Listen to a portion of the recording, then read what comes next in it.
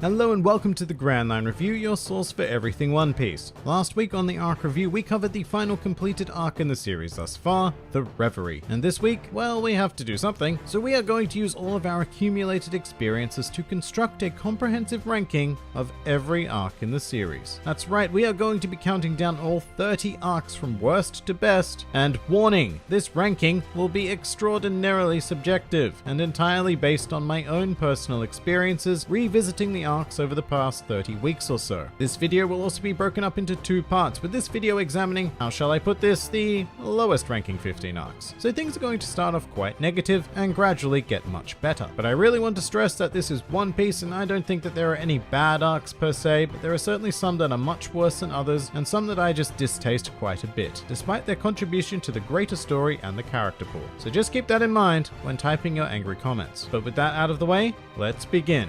Welcome to the top 30 countdown of arcs in One Piece. Number 30.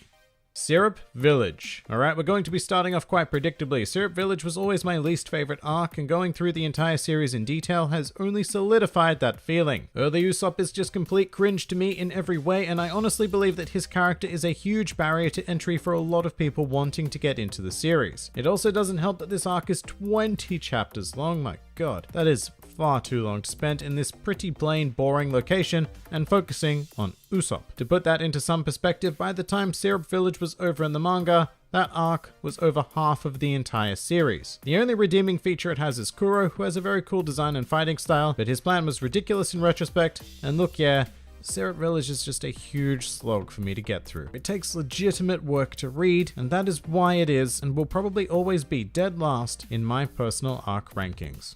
Number 29. Amazon Lily. This was an addition that surprised me quite a bit. When I originally made my top 5 worst arcs list, I didn't even think about Amazon Lily, and in retrospect, it's because it was just that forgettable. It's only 11 chapters long, which is a point in its favor actually. We get in and out pretty quickly, but the events of the island are just meh. I mean, Boa Hancock's introduction was pretty awesome, but the near instant switch in personality to falling in love with Luffy is something that I still think plagues her character to this day, let alone this arc. All in all, everything in this arc played out like a typical shonen harem story. It just didn't feel like One Piece up until we were leaving the island and therefore the arc. So Amazon Lily, my apologies, but I think this is exactly where you belong. Number 28. Orange Town. Getting back to some more classic One Piece, Orange Town was only the second arc in the series, and as a result it does suffer from the fact that so many other amazing arcs came after it. Orange Town tells a very competent story with the compelling theme of treasure, which is epitomized entirely within a dog. That's not a bad thing at all, in fact it's still a really touching tale, but there's not a whole lot more to it. This is also the arc where Buggy first appears in the story, and despite being the first Devil Fruit user we meet other than Luffy, he is quite an annoying presence here. To be clear, Buggy is an amazing character in the modern era, but here he's just a weird villain. So yeah, cool arc I guess, but we can do better. A lot better. Number 27. Long Ring, Long Land. Now a lot of you may have been expecting this to be the last place finisher, but hear me out. Long Ring, Long Land in the anime is a steaming heap of crap. If that's how you first experienced the arc, I feel exceptionally sorry for you, and I understand your hatred towards this portion of the story. But this arc in the manga is nothing short of brilliant. This is the height of comedy within One Piece, with characters like Foxy, Porsche, and Hamburg being used to perfection, and I think it just gets better with every reread, oddly enough. It's a piece of pure comedy, an enjoyable little adventure sandwiched between two mega long and serious sagas. In fact, the only reason why it lands so far down on this ranking is because it was butchered by filler in the anime, and because being purely comedic, it just doesn't stand up to most arcs in the series, which have masterfully crafted drama and action in addition to comedy. But make no mistake, in its original form, Long Ring Long Land is a fantastic little arc. Number 26. Drum Island. Alright, I can hear the raging from here, but let me make my case. Drum Island is often remembered fondly because it contains one of the greatest flashbacks in the series, belonging to the one and only Tony Chopper. And it's a fantastic story on its own, but when you consider the greater context of the arc, Drum isn't so great. We're taken to an aesthetically flat location, forced to endure a villain that at no point is ever threatening, and thus results in no tension. We also split the crew in half, with only Luffy, Nami, and Sanji getting anything to do, and the latter two spend an awful lot of time out of action due to sickness and injury. Other than Kureha, the side characters aren't all that memorable either. In fact, including Dalton, are there any side characters? There's the hiking bears, I guess. And to the credit of Drum, Luffy climbing the mountain to get to Kurohouse Castle is painfully glorious, but it's not an arc that inspires any sort of excitement within me. It's a story, a decent story, with a gem of a flashback, but that's not enough in my eyes to be placed any higher than this. Number 25. Reverse Mountain. Here we are back at the very first arc after entering the Grand Line, and it's a great little adventure with a giant whale. I found it to be a wonderful introduction to what we can expect going forward. Essentially, this arc taught me to expect quite literally anything, and more so than that the Grand Line wasn't necessarily this terrifying pirate graveyard, and in reality it was a beautiful marvel of the planet. Extraordinarily dangerous, but full of unlimited potential. Plus, there's Crocus, who is an awesome old man and has some fantastic gags that were adapted really well in the anime. Honestly, I can't think of an immediate fault within this arc. The weakest aspect is probably the presence of Vivi and Mr. Nine, but even they're passable villains with some decent comic value. The problem with Reverse Mountain is that I find it very difficult to compare it with more ambitious arcs in the story. Reverse Mountain may have no faults in my mind, but it also doesn't reach the glorious heights that other arcs do, even the ones that come with a large array of negative aspects. So Reverse Mountain, I love you for what you are, but I just wouldn't feel right placing you any higher. Number 24. Thriller Bark. There were a lot of arcs I appreciated much more after concluding the arc review. Thriller Bark was not one of them. Sitting at a sizable 48 chapters, this arc feels very drawn out and takes far too long to set up the events that make it memorable. In my mind, this arc doesn't even begin until the Straw Hats begin their conflict with Oars, which is a phenomenal piece of action, but I'm not really keen on trudging through the opening of Thriller Bark just to get there. What I will say is that artistically, this arc is one of the most detailed we have ever experienced, adopting a strong gothic style. Cast your eye to any page in this arc and you will see some beautifully detailed backgrounds and incidental characters like zombies. Sadly, there's also Gecko Moria. To be concise, he has a horrible design, a pathetic philosophy on life, and was an all-around waste of space in what could have been a pretty damn fine arc. In fact, it's not even Moria who saves this arc from fading into pure obscurity. It's the 11th hour appearance of Bartholomew Kuma, which resulted in some of the most memorable moments in the series. But by the time he arrives, it's just too late for Thriller Bark. Number 23. Punk Hazard. So during my review, I came away from this arc pretty damn unimpressed. In fact, I'd remembered Punk Hazard a lot more fondly than I think it really deserved. Like Drum Island, the location of Punk Hazard is fairly flat. You got your fire wasteland, you got your ice wasteland, and you got your slab after slab of boring laboratory walls. What saves this arc is entirely characters. The presence of Law, Smoker, Virgo, and Monet are the absolute highlights, and thankfully they take up a good chunk of the action. Sadly, Punk Hazard also has a slew of characters who I'd go so far as to say are a waste of screen time entirely, the most profound offender being the Yeti Cool brothers. Why do you exist? But the real issue with Punk Hazard is that it is almost purely a setup arc for the next major conflicts in the new world, which is very, very important, but I don't think anywhere near 46 chapters was necessary to accomplish this, resulting in the fantastic moments this arc does have being found quite sparsely amongst the rest of the story. Although I do think this suffers especially in retrospect because this arc relies on the mystery and build up to really involve you. The curiosity between the motives of characters like Law and Virgo and even the impending threat of Doflamingo were a huge source of excitement reading this arc weekly, but knowing how Dressrosa pans out really takes away that flavor upon reread, and Punk Hazard just becomes a bit bland.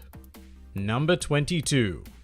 Little Garden. Here we have an arc taking place at a very intriguing prehistoric location complete with dinosaurs and everything. Little Garden most notably introduces us properly to the giant race of the One Piece world, injecting a nice bit of Viking culture into the makeup of the series, and the idea of a century-long duel is quite compelling to me. Sadly, the main antagonists are a bit meh. I still despise this particular design of Mr. 3, although he did use his abilities in quite an intriguing way. Miss Golden Week also had some fun paint powers, but in the end she was disposed of by a duck, so yeah. But sitting at 15 chapters, the arc was concise enough that it didn't really matter. We got in, explored some cool ideas, and got out. So Little Garden was a pretty fine arc. Not the best, nowhere near it, but certainly not the worst.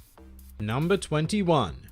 Post-War. I personally find this arc to be a bit jarring in the series primarily because of how dark it is, particularly in Luffy's flashback. Not that that's a bad thing, it's just not necessarily what I wanted to spend time on at this particular point in the story. However, the flashback is undeniably great, if only for the fact that it takes the time to give Ace a bit of character development that he was sorely missing in my eyes. Too bad he was dead by the time he got it. And seeing how the world was starting to change after the death of Whitebeard was quite captivating, but all in all this arc just carries an incredibly somber tone, at least until the very end where we lead lead into the time skip. Once again, not a bad thing, and some amazing story was told here. It's just not the particular brand of One Piece that I love. Number 20.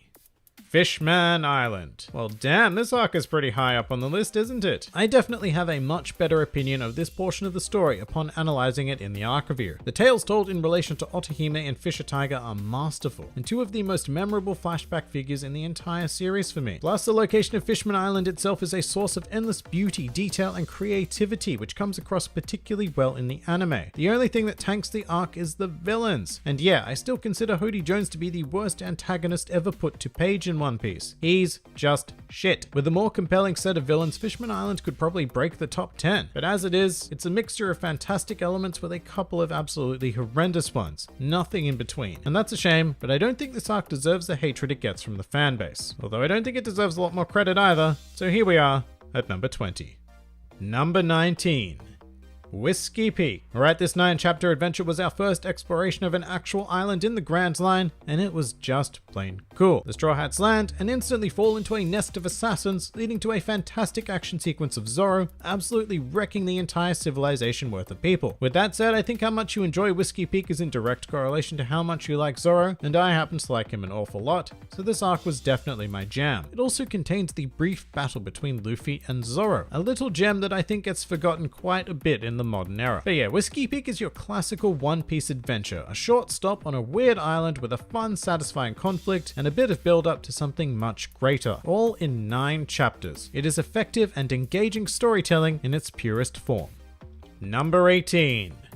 Logtown. This arc is quite unique in the series as it acts as an epilogue to the East Blue Saga as well as a prologue to the Grand Line. As a result, it does a fantastic job of consolidating the East Blue Saga with an encore of past villains, while simultaneously introducing a whole new world of strength with characters like Smoker and an even more mysterious layer of the One Piece world with Dragon. But my particular favorite moment of the arc is when Luffy goes to visit the site of Roger's execution, because it's just a really nice touch to have the end of the former Pirate King's journey become the beginning of the future Pirate King's journey. And the arc is full of cool symbolism in regards to the idea of beginnings and endings just like that. Plus, it's fun. It's just plain fun. It's a beautiful arc that sets us up for a fantastic journey to come. Number 17. Return to Water 7. After going through a long and awfully dark action-packed saga, Return to Water 7 brought us some much-needed downtime and exceptionally well-deserved world-building. A hell of a lot of bombshells were dropped during this arc, like the existence of the Yonko, the revelation that Dragon is Luffy's father, and the biggest one of all, the fact that Kobe is actually cool now. This arc also served as a resolution to the storylines of 3 Straw Hat members. Robin's struggle finally came to an end, Usopp owned up to his mistakes, and Frankie embarked on a journey to make his dream come true. And each of these threads make the arc a pleasure to read, well, except for one portion, which happens to be one of the most heartbreaking moments of the entire series, the funeral of the Going Merry. To this day, I hate reading or watching this scene because it brings genuine tears to my eyes, all over a ship, which is an enormous credit to Oda as a storyteller and to this individual arc, which masterfully concludes an entire saga. Number 16. Romance Dawn. And to conclude the first half of the arc rankings, we are heading all the way back to the beginning. Romance Dawn spans the first 7 chapters of the series, managing to tell 3 individual stories that introduce us to Luffy, his dream, and the wonderful world of One Piece. The biggest criticism I have for the arc is its simplicity, by which I mean the locations are a bit bland and the villains lack, well, any element of depth, but that is such a petty criticism because it only appears in retrospect after experiencing the phenomenal characters and locations in future arcs, particularly post East Blue. What Romance Dawn does is provide a perfect launching ground, focusing on simple characters from out in the middle of nowhere relevant with incredible ambitions that would go on to shake the world. And that pretty much does it for the first half of our comprehensive arc ranking. Next week we are going to be counting down the top 15 arcs in the series and rather sadly bringing the arc review to a temporary conclusion. If you enjoyed this video, then feel free to like, favorite, or subscribe, and if you are in any way keen on supporting this independent channel, then please do check out my Patreon, Discord server, or Twitter, the links to which are in the handy description below. And finally, please do comment with your own arc rankings. This has been the Grand Line Review, and I'll see you next time.